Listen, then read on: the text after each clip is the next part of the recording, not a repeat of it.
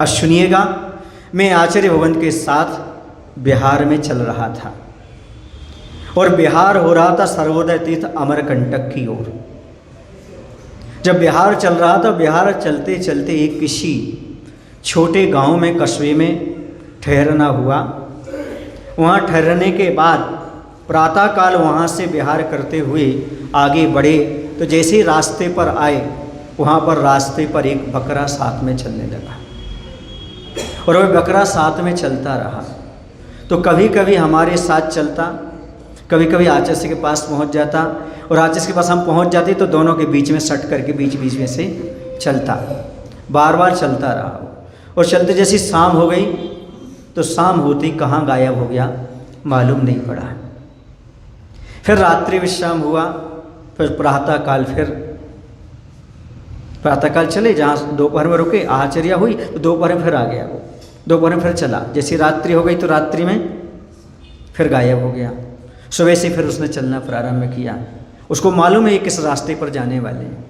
आगे गांव पार करके रास्ते पर जहाँ से जाते वहाँ पर खड़ा मिलता था और वहाँ से फिर आगे बढ़े। फिर वही उसकी प्रक्रिया, सट करके चलना। आचार्य से हमने कहा, आचार्य ये बकरा कल से चल रहा है। बोले क्या करें कुंथू, तुमने ऐसे दोस्त पाल रखे ना, वो तो चलेंगे।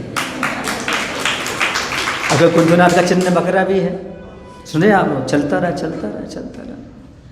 फिर शाम को फिर गायब हो गया। अब क्या हुआ, 2 दिन पूरे बीत गए, किसी ने उस बकरी को कुछ खाते पीते नहीं देखा, रात्रि में कहीं टहलते हुए नहीं देखा और ये लगातार चल रहा है। तो सबके मन में संदेह उत्पन्न होने लगा कि ये बकरा आखिर चल कहाँ रहा है, इसका स्वामी कौन है, गांव छूट का आ गया है और 50 किलोमीटर पार कर चुके हैं।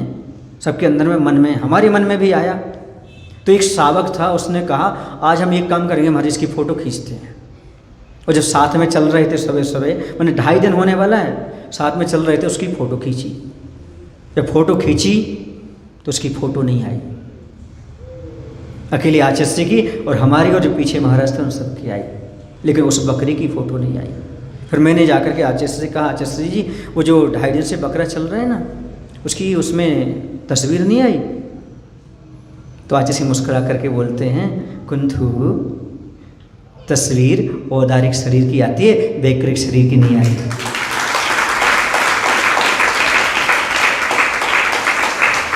मायने समझे? औदारिक शरीर किनका होता है? मनुष्योत्तर यंचों का। और वैकृतिक शरीर किनका होता है? नारकी और देवों का। तो नारकी तो आ नहीं सकते, अब वो कौन होंगे? देव। ऐसे देवता भी आकर के आचार्य के बिहार में बैया वृत्ति में दर पर प्रहार करते। ये मैंने अपनी आंखों से प्रत्यक्ष देखा। क्यों?